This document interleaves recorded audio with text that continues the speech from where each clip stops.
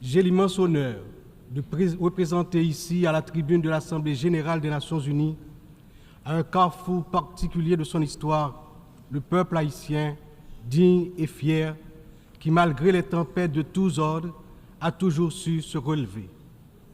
Première république noire du monde, Haïti porte dans ses entrailles la fierté d'une lutte héroïque pour la liberté et la dignité humaine. Elle se trouve aujourd'hui à un carrefour décisif. C'est donc avec le poids de cette histoire et l'espoir d'un avenir meilleur que je m'adresse à vous en appelant à la solidarité agissante de la communauté internationale. Permettez-moi tout d'abord d'adresser mes chaleureuses félicitations à vous, Son Excellence Philémon Yang, ancien Premier ministre du Cameroun, pour votre élection en tant que président de cette 79e session de l'Assemblée générale. Haïti se tient fermement à vos côtés et vous assure de tout son soutien tout au long de votre mandat afin de faire de cette session un succès pour l'ensemble de la communauté internationale. Qu'il me soit permis aussi de saluer l'excellente qualité du travail accompli au cours de la 78e session par votre prédécesseur, Son Excellence, M. Denis Francis de Trinité et Tobago, qui a su conduire les travaux avec dextérité, sagesse et leadership. Je saisis également cette occasion pour exprimer au nom du peuple haïtien toute notre gratitude à vous, Monsieur le Secrétaire général Antonio Guterres, pour votre visite en Haïti, votre présence sur notre sol et votre soutien indéfectible à notre démarche auprès du Conseil de sécurité, notamment pour renforcer la police nationale d'Haïti. Vos récentes interventions en faveur d'Haïti ont été vivement appréciées et resteront gravées dans nos mémoires. Je tiens à exprimer ma plus profonde gratitude à la communauté internationale pour le soutien apporté à mon pays en ces temps de crise. Cette solidarité, qu'elle se manifeste à travers des initiatives de sécurité, d'aide humanitaire ou de soutien au développement, est grandement appréciée. Par cette coopération continue et mieux adaptée, Haïti se remettra plus forte, plus résiliente et engagera confiante sa marche assurée vers le développement et le progrès.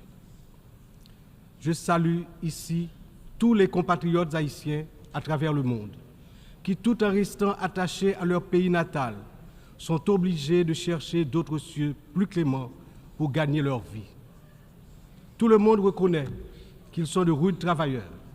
Je veux leur dire, partout où ils se trouvent, que le Conseil présidentiel de transition et le gouvernement pensent à eux en attendant que les conditions soient réunies pour qu'ils reviennent au bercail. J'en profite pour saluer Amnesty International et d'autres organismes opérant dans le domaine de la défense des droits humains qui suivent de près les violations des droits des migrants haïtiens à travers le monde. Je me permets, au nom du peuple haïtien, de saluer fraternellement tous les amis d'Haïti qui ont fait preuve de solidarité envers les migrants de notre pays, en particulier ceux résidant à Springfield dans l'Ohio aux États-Unis. La longue histoire d'amitié et de solidarité réciproque entre nos deux nations, depuis notre participation à la bataille de Savannah en 1779, nous permet de dire avec confiance que le peuple américain rejette toute incitation à la haine contre notre communauté. La participation active des immigrés haïtiens à différents niveaux de la vie des États-Unis est tangible et significative. À cet égard, les passions qui émergent naturellement lors d'une campagne électorale ne devraient en aucun cas servir de prétexte à la xénophobie ou au racisme dans un pays tel que les États-Unis, une nation forgée par des immigrants de toutes origines et qui s'est érigée en modèle de démocratie à l'échelle mondiale. Monsieur le Président, Excellences, Mesdames et Messieurs, le thème de cette 79e Assemblée générale ne laisser personne de côté, agir ensemble pour la paix, le développement durable et la dignité humaine des générations présentes et futures, résonne profondément avec les défis majeurs auxquels le monde est confronté aujourd'hui. Ce thème est un appel urgent à l'unité et à la coopération internationale dans un contexte où les inégalités, les conflits et la crise climatique exacerbent la vulnérabilité de millions de personnes à travers le globe. Alors que de nombreuses nations peinent à atteindre les objectifs de développement durable, il est plus que jamais nécessaire de garantir que toutes les voix, en particulier celles des plus marginalisées, soient incluses dans les processus de décision mondiaux. Cette thématique revêt également une importance capitale dans le contexte de la crise actuelle en Haïti. Il incarne l'essence même de notre lutte pour restaurer la paix et la stabilité, tout en assurant que chaque citoyen haïtien, chaque citoyenne puisse jouir de ses droits fondamentaux. Agir ensemble, comme le souligne le thème, est essentiel pour Haïti, car notre redressement ne peut se faire pleinement sans cette solidarité internationale. Monsieur le Président, Excellences, Mesdames et Messieurs, aujourd'hui notre monde est confronté à des défis d'une ampleur sans précédent, des défis qui préoccupent profondément l'ensemble de la communauté internationale. Les Nations Unies, dans leur mission historique de promouvoir la paix, la sécurité et le développement durable, se retrouvent en première ligne face à des crises qui menacent non seulement des nations isolées, mais l'ensemble de l'humanité. Le changement climatique est sans doute l'un des plus grands périls de notre époque. D'après les données récentes du groupe d'experts intergouvernemental sur l'évolution du climat, la température mondiale a déjà augmenté d'environ 1,1 degré centigrade depuis l'ère pré-industrielle. Cette élévation a provoqué une intensification des phénomènes climatiques extrêmes tels que les ouragans, les sécheresses, les inondations, des catastrophes qui affectent particulièrement les nations les plus vulnérables comme Haïti. En 2023, le Programme des Nations Unies pour le développement a estimé que plus de 100 millions de personnes supplémentaires risquent de basculer dans la pauvreté d'ici à 2030 en raison des effets du changement climatique. Pour Haïti, qui fait partie des pays les moins émetteurs de gaz à effet de serre, mais qui en subit les impacts les plus dévastateurs, cette crise mondiale exacerbe nos difficultés à garantir la sécurité alimentaire, l'accès à l'eau potable et la stabilité économique. Les conflits armés continuent également de semer la destruction et de ravager des vies humaines. Selon le Haut Commissariat des Nations Unies pour les réfugiés, le nombre de personnes déplacées de force a atteint 110 millions en 2023, un chiffre qui n'a jamais été aussi élevé dans l'histoire de l'humanité.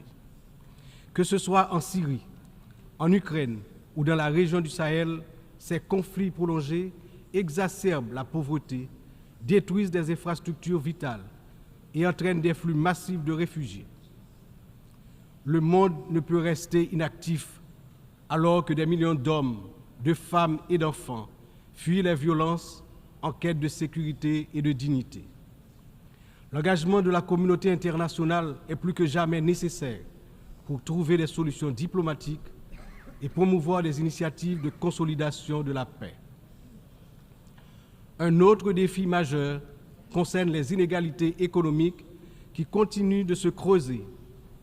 Selon le rapport sur le développement humain 2023 du PNUD, près de 1,2 milliard de personnes vivent encore dans la pauvreté multidimensionnelle, c'est-à-dire qu'elles manquent d'accès à des services essentiels tels que la santé, l'éducation et des conditions de vie décentes.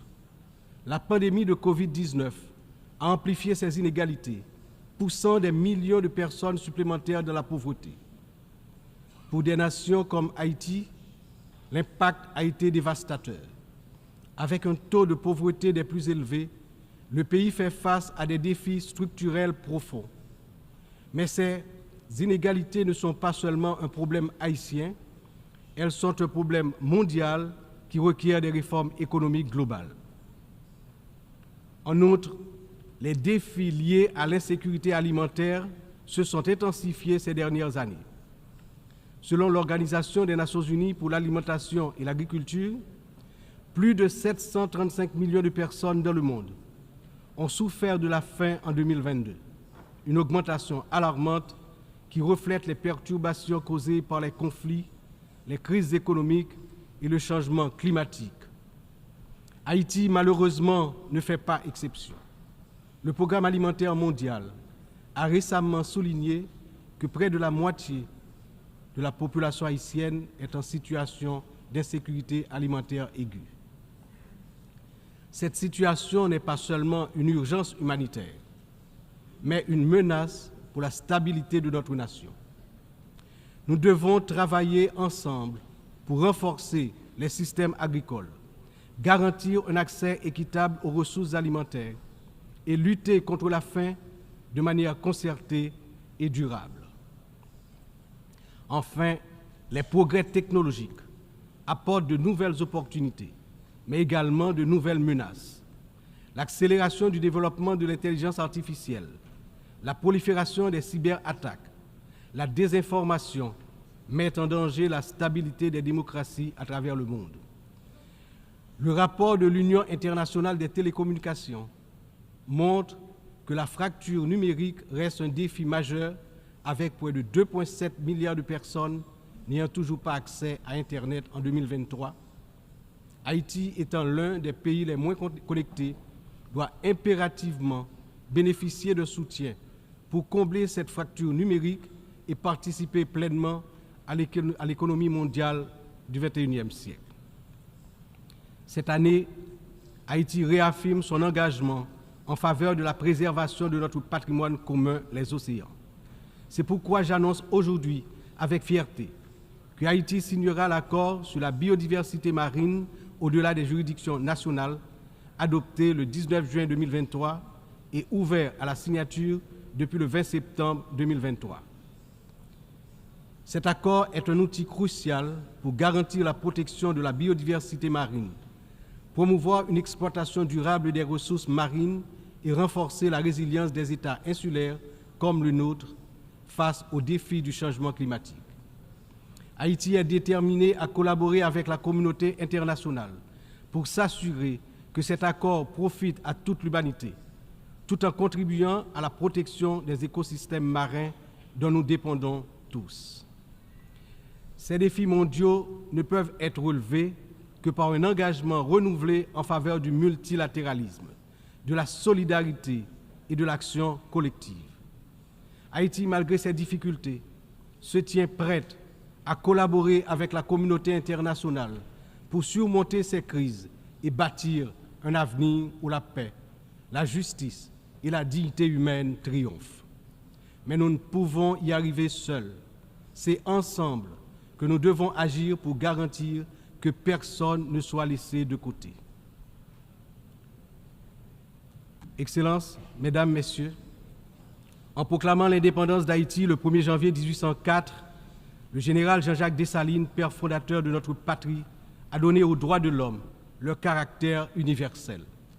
En d'autres termes, avec le triomphe de la révolution haïtienne de 1804, ayant lancé le processus de démantèlement de l'ordre colonial et esclavagiste, les droits de l'homme ont cessé d'être uniquement les droits de l'homme blanc pour devenir les droits de tous les hommes, de toutes les femmes, c'est-à-dire les droits de l'humanité tout entière. À ce titre, en tant que représentant de la République d'Haïti, porte-parole officielle du peuple haïtien, je me vois dans l'obligation d'attirer l'attention des dirigeants des grandes puissances sur le danger de guerre nucléaire menaçant l'existence des peuples sur tous les continents. Dans cette optique, au nom de la République d'Haïti, je lance un vibrant appel aux chefs d'État de tous les pays membres des Nations Unies pour leur demander d'éviter à l'humanité le péril de la fin de la civilisation sur Terre. Monsieur le Président, Excellences, Mesdames et Messieurs, je m'exprime aujourd'hui avec l'expérience de plusieurs années consacrées au service de mon pays. Mon parcours politique profondément ancré dans l'histoire d'Haïti, m'a permis de traverser de nombreuses épreuves, toujours avec un même objectif: le progrès de mon pays, la fierté, la dignité restaurée et le bien-être du peuple haïtien meurtri. Ayant présidé le Sénat de la République de 1995 à 2000, puis ayant été témoin de moments critiques de notre histoire politique, j'ai vu de près les défis auxquels notre nation a été confrontée. Mon engagement politique remonte à une époque où les luttes pour la stabilité et la démocratie étaient omniprésentes. Aujourd'hui, en tant que président du Conseil présidentiel de transition, je me retrouve à nouveau à un moment charnière de l'histoire d'Haïti. Mon parcours m'a enseigné que la résilience et la volonté collective sont les seules voies pour garantir un avenir stable et prospère. C'est avec cette vision, ce dévouement et la force que confère cette riche expérience politique que je m'engage à conduire la transition, déterminé à mener Haïti vers la paix, la sécurité et la démocratie participative, par la tenue de la conférence nationale, le renouvellement du personnel politique à travers des élections libres, crédibles, transparentes. Le peuple haïtien, malgré ces épreuves auxquelles il est confronté, refuse de se laisser submerger par le désespoir. Des défis d'une ampleur sans précédent, une violence dévastatrice, une instabilité politique persistante, une précarité quasi générale et une pauvreté dégradante se posent à son intelligence et à ses capacités d'action. Au milieu de cette tempête, il a compris qu'il lui fallait prendre une décision courageuse, celle de se mettre ensemble, de s'unir malgré les différences profondes pour pouvoir se relever et se mettre en marche, en toute confiance, vers la sortie de la crise multidimensionnelle qui l'afflige depuis déjà trop longtemps. La création du Conseil présidentiel de transition est une matérialisation de cette décision, un exemple tangible de cette volonté de se réconcilier avec soi-même. Ce Conseil qui rassemble organisations de la société civile et toutes les tendances politiques du pays est le fruit de longues négociations. Il incarne la pluralité de la société haïtienne. Sa feuille de route est claire: restaurer la sécurité publique, organiser des élections libres, transparentes à la fin de l'année 2025, rétablir la confiance dans les institutions de l'État. Pour y parvenir, nous, responsables au plus haut niveau de l'État, savons que nous aurons besoin du soutien de la communauté internationale. Mais d'abord, nous devons compter sur nous-mêmes, sur notre résilience, notre capacité à surmonter les divisions internes. Il est important de souligner que la résolution des problèmes d'Haïti repose avant tout sur les épaules du peuple haïtien. Il est de notre devoir, en tant que nation souveraine, de prendre en main notre destin, de surmonter les divisions et de construire ensemble un avenir de paix et de prospérité. Cependant, cette responsabilité n'incombe pas seulement à nous. La communauté internationale, les Nations unies, les puissances étrangères qui ont souvent joué un rôle décisif dans l'histoire d'Haïti ont également une part essentielle dans ce processus de restauration de la paix, de redressement économique, de renouvellement institutionnel et d'établissement d'un État de droit. En ce sens, l'échec d'Haïti à se relever n'est pas seulement celui d'une nation. Il traduit un échec collectif, une incapacité mondiale à respecter pleinement les principes de solidarité, de justice et de coopération internationale. C'est ensemble, avec une responsabilité partagée et un engagement renouvelé, que nous pourrons transformer cette crise en opportunité et tracer une voie durable vers la paix. Aujourd'hui, Haïti fait face à une crise sécuritaire d'une gravité sans précédent. La montée en puissance des gangs armés, la violence généralisée, l'instabilité politique ont plongé la nation dans un état de vulnérabilité extrême. Les citoyens vivent dans la peur, incapables de circuler librement partout sur le territoire national, d'aller travailler ou d'envoyer leurs enfants à l'école sans risque, notamment dans la région métropole de Port-au-Prince, la capitale. Cette situation affecte tous les aspects de la société haïtienne, fragilise les institutions, paralyse l'économie, mine l'espoir de lendemain meilleur. L'avenir du pays est menacé. 50% de l'effectif des gangs de la région de la capitale sont constitués d'enfants et d'adolescents, filles et garçons. Ils servent souvent de chair à canon lors des opérations contre les forces de l'ordre. Ils sont l'objet de graves violences de toutes sortes, y compris des violences sexuelles. Ces abus et violences exercés contre des enfants et des adolescents doivent être considérés comme un crime contre l'humanité, compte tenu de leurs conséquences sur les générations à venir. Le rétablissement de la sécurité nationale est une priorité absolue pour les autorités haïtiennes. Elles sont pleinement engagées à mettre fin à cette spirale de violence et à restaurer l'ordre afin de garantir à chaque citoyen, à chaque citoyenne, le droit fondamental à la sécurité.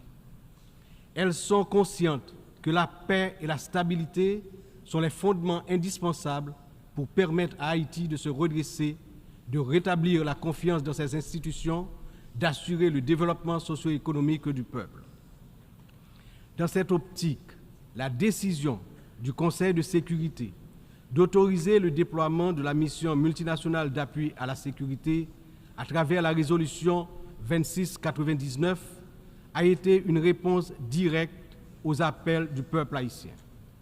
Cette mission, bien que n'étant pas une force onusienne classique, incarne l'engagement de la communauté internationale à soutenir Haïti dans sa lutte contre l'insécurité.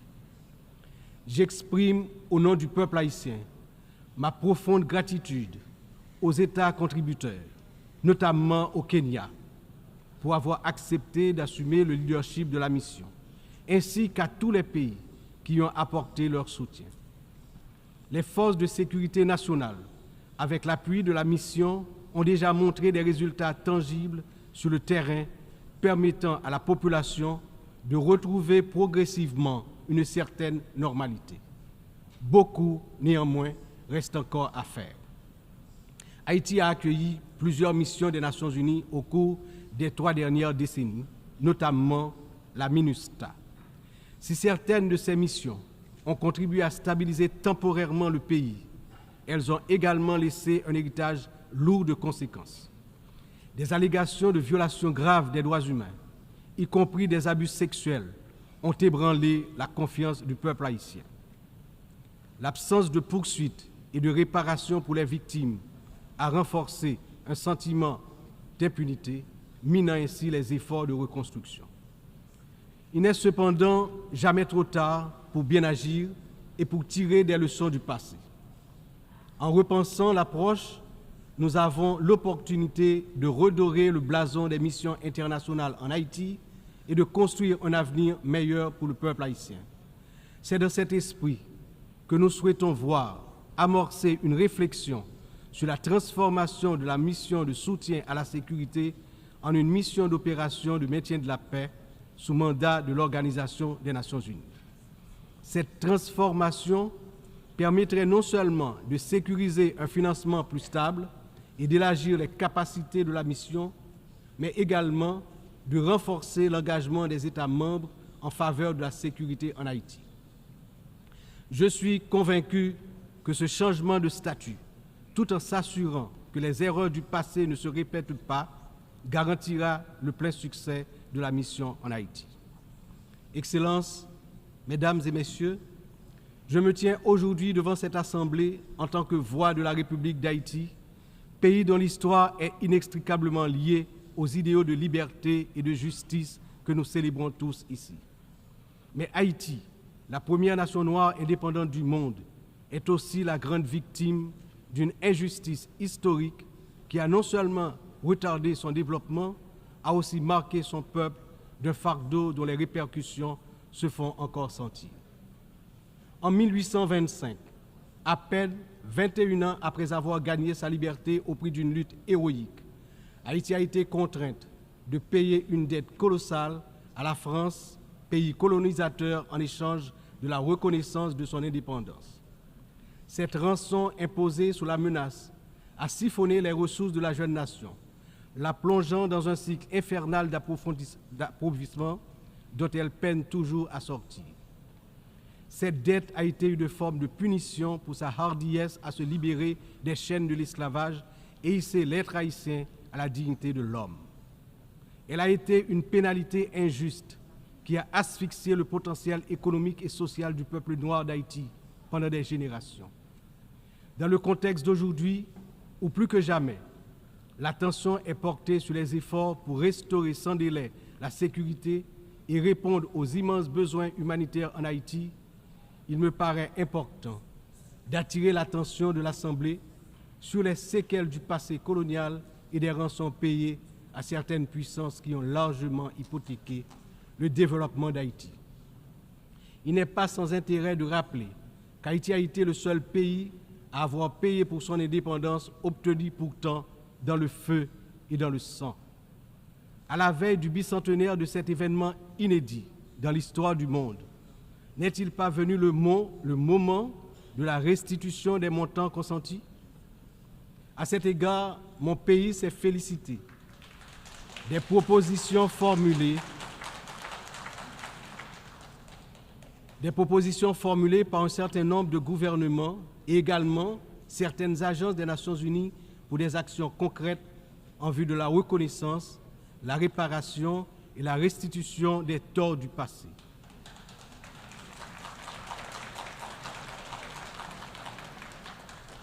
Haïti a confiance sans réserve dans l'Organisation des Nations Unies, dont les piliers sont la lutte pour l'égalité entre les peuples et le maintien de la paix entre les nations, pour jouer son rôle notamment dans la mise en place des mécanismes appropriés pour faciliter le dialogue entre les pays victimes de la colonisation et les anciennes puissances coloniales.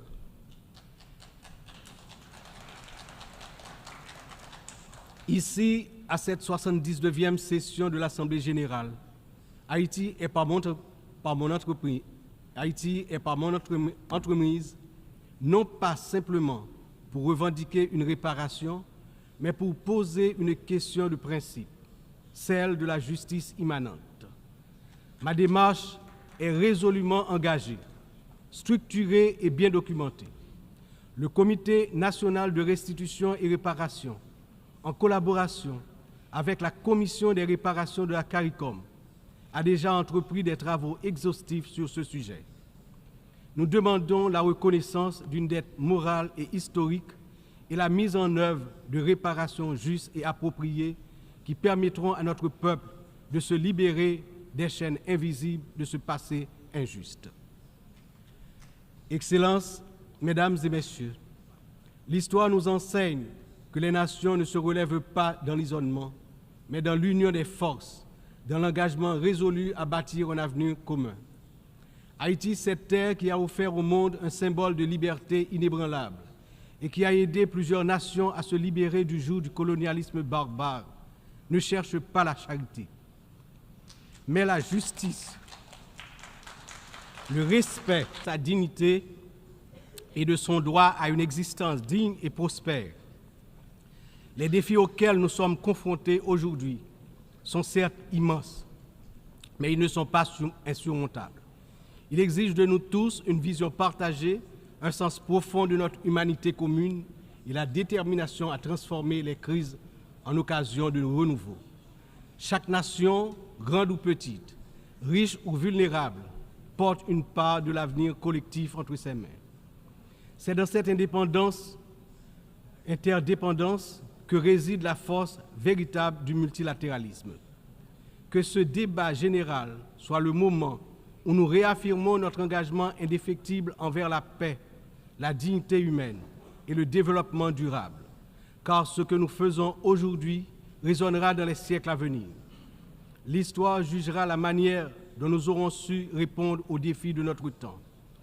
Ensemble, dans un esprit de solidarité et de coopération, nous pouvons et nous devons construire un avenir où aucun peuple, aucune nation ne sera laissé pour compte. Vive Haïti, vive la coopération internationale. Demain, un autre pays, demain, un autre monde. Je vous remercie pour votre attention.